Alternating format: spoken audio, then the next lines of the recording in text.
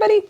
Welcome back to my channel. My name is Carolina and today I want to show you how to make a laptop bag. I need a laptop case so bad because the one that I have, first of all, it doesn't fit. It doesn't fit because it's from my old laptop, and second of all, it's not cute. So I'm gonna make a laptop bag for my MacBook Pro. It's 14 inches. So this is where we are right now. I'm gonna add a label over here, and that's our lining cut in two pieces right here. And I'm gonna use a white zipper for this project. I think it's gonna look very nice.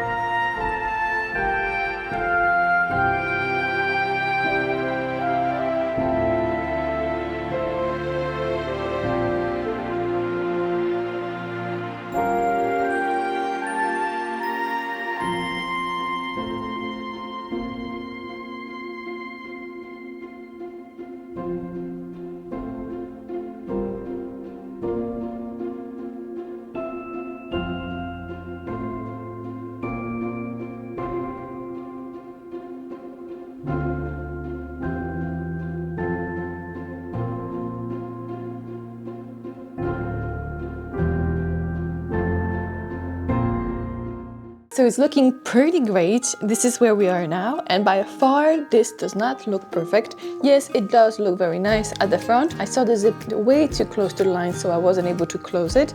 Now I can do it, but I wasn't able to do that before, so I had to undo that mistakes and do it again, actually twice in some of the areas. It happens, it's normal, we all make mistakes. So then, what do we have to do? We have to do a couple of things. So you have your bag, your laptop bag on this side, and then you have two pieces of lining. You put them up just like this. And then this is the thing that nobody tells about. This is something nobody talks about and makes it look way more complicated than it has to be. Do you see this top edge?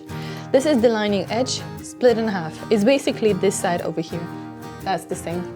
And what you have to do, it's sew those two pieces together, but leave an opening. And through that opening, that's how you are able to finish the lining and the main fabric and bag it out inside because of that opening. And there you have it, that's the secret.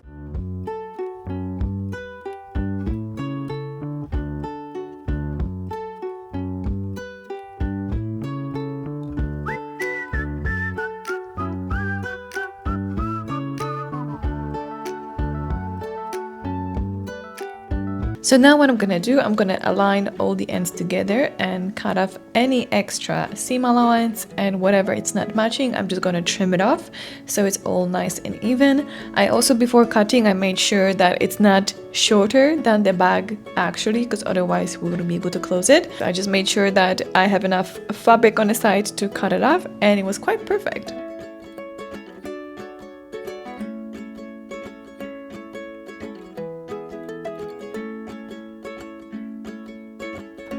And then starting from the main fabric, I'm gonna align just the seam allowance together.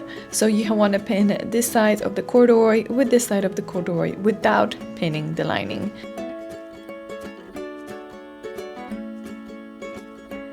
and then make sure that the zip is in the center of that panel, even though you can see that one side it's clearly a little bit wider than the other. Make sure that that zip is right in the middle, and I'm gonna pin them together without the lining.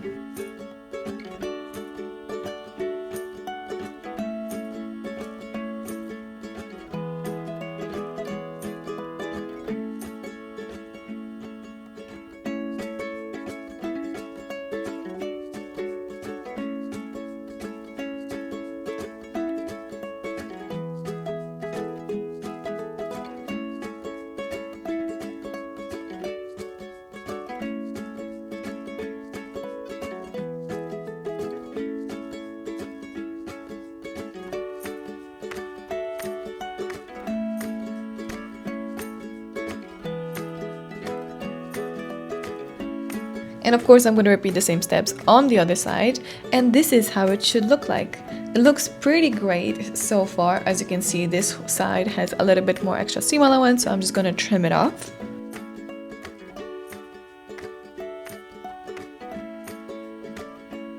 And now we have to do exactly the same steps with the lining. So just take only the lining and align it one side to the other and pin them together. I'm pushing with my fingers to try to get all the fabric out.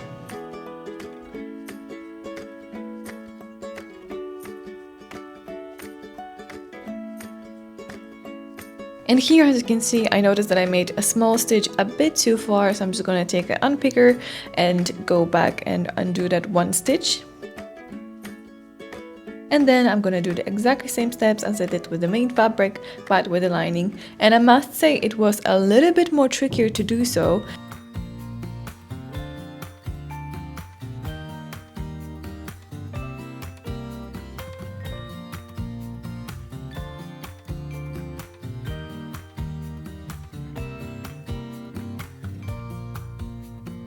So now that we have our flaps of the lining ready, I'm gonna make a one top stitch to join them all together just at the center, just around like 1 centimeter. You still wanna leave the seam allowance by itself, but you wanna just join them all together and make that small stitch of 1 centimeter.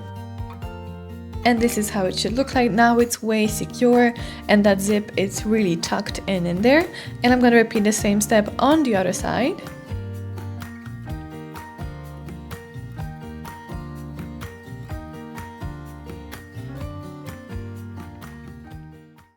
And now I'm gonna trim all the extra seam allowance, and then this is the part that sometimes people find trickier. I think it looks pretty straightforward, because what we have to do is just pinch together the sides and pin together the seam allowance. And then again, I'm gonna start from the main fabric just because it's the side that we more care about. We don't really care how the lining is finished. We care how laptop bag is gonna look on the outside. So I'm going to start from the outside and pin those two sides together. Again, I'm going to push all of that lining to the side, so not cut any on the way. And I'm going to repeat it on all 4 sides.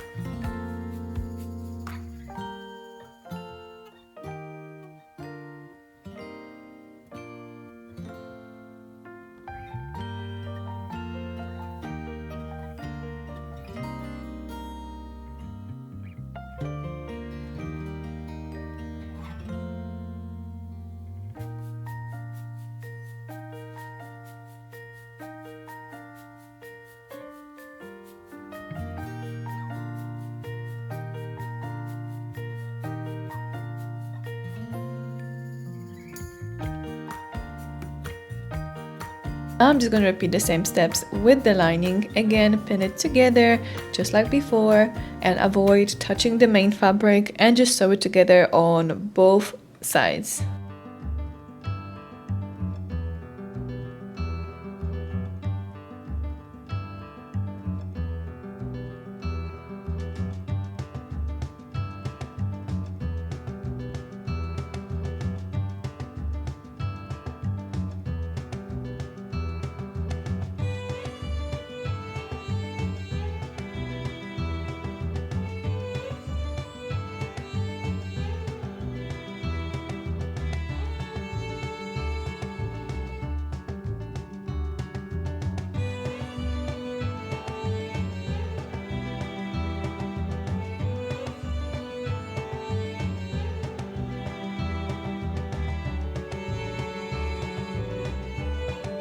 And this is the magical moment that we all been waiting for, to see the laptop bag coming alive. So I'm gonna turn the case to the right side through the gap that we left.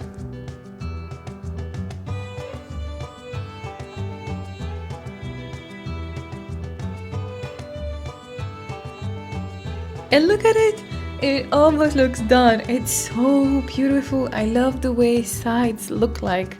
I'm obsessed. It's so pretty. And then I'm also gonna show you how it looks on the inside. It looks well done.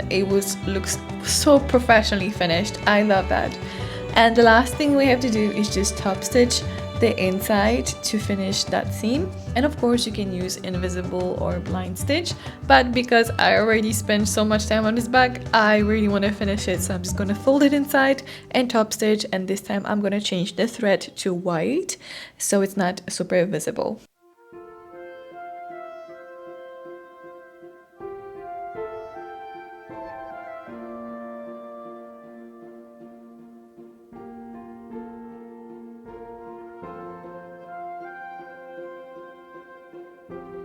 And there it is. This is how it's supposed to look like. I'm gonna turn it to the right side. But then I noticed that the zip was getting stuck on the fabric. I don't know if it's because I sewed the fabric a little bit too close to the edge, or perhaps it's the fabric that I used. Perhaps I should have used a fabric with no texture. But we're here and we have to work with it. So what I decided to do is to top stitch the lining, and I'm just gonna follow the previous stitch line on the bag that we have. I could have used a white thread from the bottom and brown thread from the top, but sometimes when you do that, a little bit of white thread is visible on the top, and I really didn't want to mess up the top stitch. I was so afraid that it's gonna be peeking through from time to time, because it does happen sometimes. So I just went ahead and I used a brown thread on both at the top and in my bobbin.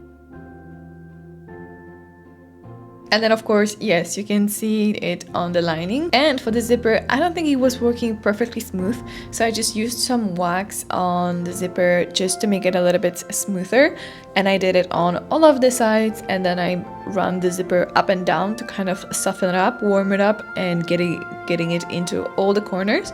And then after that, the bag was working perfectly.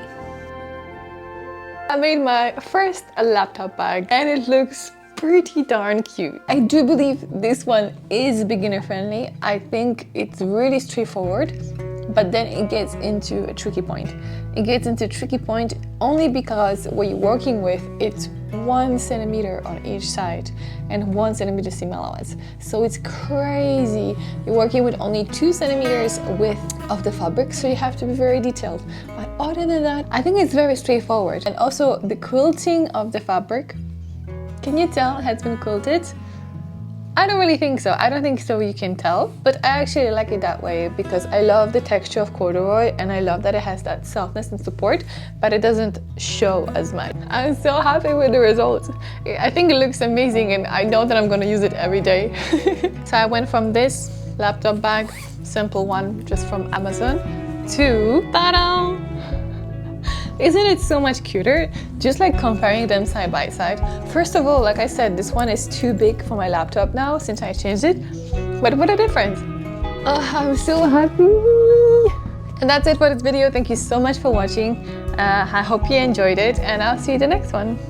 Bye!